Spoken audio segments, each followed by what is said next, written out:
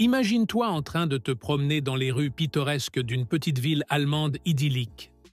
Des maisons à colombages bordent les ruelles, des fleurs décorent les rebords de fenêtres, et l'odeur du pain fraîchement cuit flotte dans l'air. Mais soudain, tu écoutes plus attentivement les conversations des autres personnes et tu ne comprends rien. Car ils ne parlent pas allemand, mais mandarin. Et vous n'êtes pas non plus en Allemagne, mais au milieu de la Chine. Aujourd'hui, nous faisons un tour dans le monde extrêmement bizarre des villes clonées en Chine. En effet, ces dernières années, la Chine a développé un goût remarquable pour l'architecture européenne, et les villes allemandes sont en tête de liste.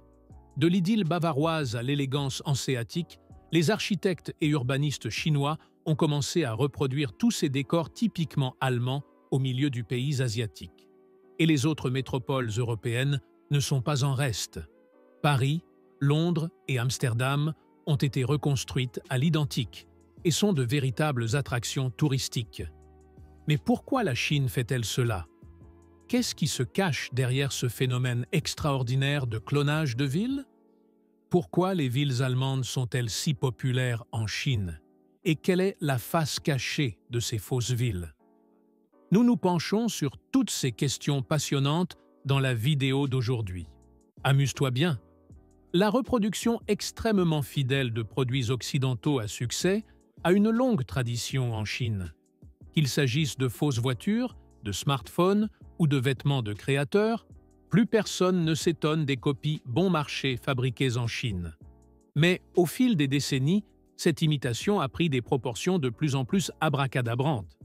Car, avec la prospérité économique et la croissance de la population urbaine, est venu un changement de style de vie. La nouvelle classe moyenne aspirait au luxe, au confort et à une touche de flair international. L'architecture européenne, en particulier l'architecture allemande, symbolise l'élégance, la stabilité et la tradition pour de nombreux Chinois. De nombreux Chinois de la classe supérieure se sont donc rendus en Europe pour voir de leurs propres yeux les centres touristiques européens. Mais pour la classe moyenne, les vacances en Europe étaient souvent trop chères et il était souvent difficile d'obtenir un visa pour l'Europe. C'est ainsi que le gouvernement a eu une idée géniale. Pourquoi ne pas reproduire les destinations européennes les plus populaires? D'une part, l'argent resterait dans le pays et d'autre part, on pourrait concurrencer les Européens sur un autre terrain. Reproduire des Européens devrait devenir un symbole de prestige et de succès international, symbolisant l'ascension de la Chine en tant que puissance mondiale et sa capacité à rivaliser avec les normes occidentales. C'est ainsi qu'au cours des 2 dernières décennies, de nombreuses répliques ont vu le jour dans toute la Chine.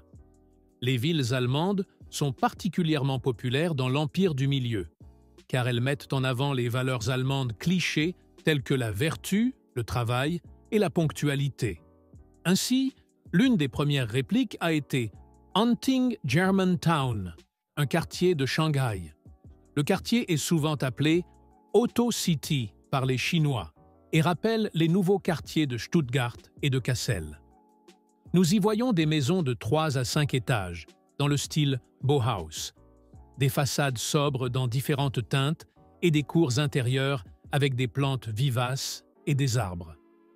Entre les deux, des rues pavées, des devantures de magasins spacieuses et un café qui a placé ses chaises à l'extérieur, devant la fontaine. Goethe et Schiller, tous deux en redingote, s'y tiennent comme des statues de bronze. Mais pour une autre ville, ils ont décidé de la reproduire à l'identique. Et c'est justement Hanovre. Alors que la plupart des Allemands ne considèrent pas Hanovre comme la destination touristique numéro 1, les Chinois voient les choses différemment. Dans le sud de la Chine, à Changde, une ville de province d'environ 6 millions d'habitants, un quartier allemand a été créé en s'inspirant de la capitale de la Basse-Saxe. Sur les rives de la rivière Chuanzi, le quartier allemand a été inauguré en grande pompe en 2016 et a attiré des dizaines de milliers de visiteurs rien que les premiers jours. Pour plus de 500 millions d'euros, de nombreux points forts de la capitale de la Basse-Saxe y ont été recréés. Parmi eux, la Hannoversche Straße, zone piétonne, la Hannoverplatz, place centrale, et la Hannover House, musée local. Sur la rue commerçante de 450 mètres de long, avec des maisons en briques dans le style du nord de l'Allemagne, on trouve aussi le monument Leibniz, une manufacture de café et une brasserie allemande traditionnelle. La directrice de l'entreprise de construction a souligné lors de l'ouverture: « Nous aimons Hanovre ». Et après la ruée sur la fosse Hanovre, d'autres villes de l'espace germanophone sont rapidement apparues sur le radar des architectes chinois.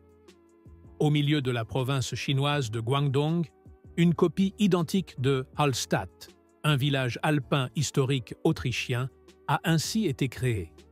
La Chine a dépensé environ 850 millions de dollars pour reproduire le charmant site autrichien classé au patrimoine mondial de l'UNESCO.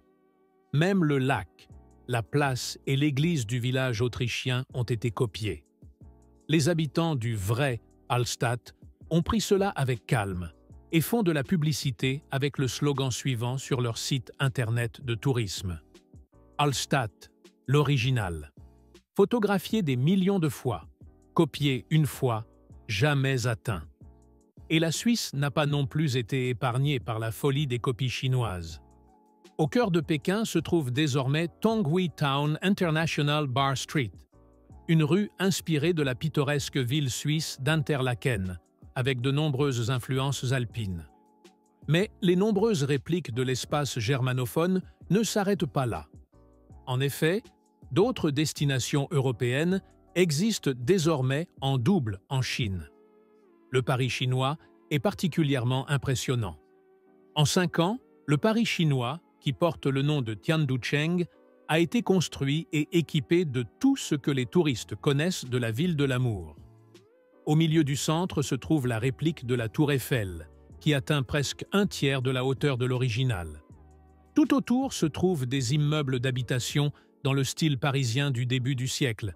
Des espaces verts et des fontaines doivent souligner le flair européen de la ville. Même pour voir Londres, il n'est pas nécessaire de quitter la Chine. Little London, ou Thames Town, est le nom d'un quartier de la ville satellite de Songjiang, à environ 30 km du centre de Shanghai. Ici, tout rappelle l'Angleterre. Les pubs, les snacks fish and chips, les maisons mitoyennes de style grégorien et victorien, une église néo-gothique. Même un Winston Churchill coulé dans le bronze trône sur un piédestal. Dans plusieurs villes, des villages appelés Florencia ont été créés, des petits quartiers dans le style d'un village italien. On y voit la reproduction de l'architecture italienne avec des ponts et des places, des boutiques de qualité et des marques de luxe, ainsi que des restaurants et des cafés italiens qui doivent offrir une ambiance méditerranéenne. Et dans le nord de la Chine, dans la ville portuaire de Dalian, une fausse Venise complète a même été créée. Et puis, nous avons aussi l'Europe du Nord, qui a obtenu sa propre réplique sous le nom de North Europe Town. Le quartier à l'extérieur de Shanghai est censé rappeler la ville suédoise de Sigtuna. De plus, on y trouve une réplique du lac suédois Malarensi et du Parlement islandais. Et je pourrais continuer encore longtemps. Plus on fait de recherches, plus on s'enfonce dans l'incroyable monde parallèle des répliques européennes. D'Amsterdam Village à Barcelone, en passant par les pyramides égyptiennes et le Sphinx, tout y est vraiment. Alors qu'il y a eu des critiques au début dans certaines des villes reproduites et que certains l'ont interprété comme une appropriation culturelle.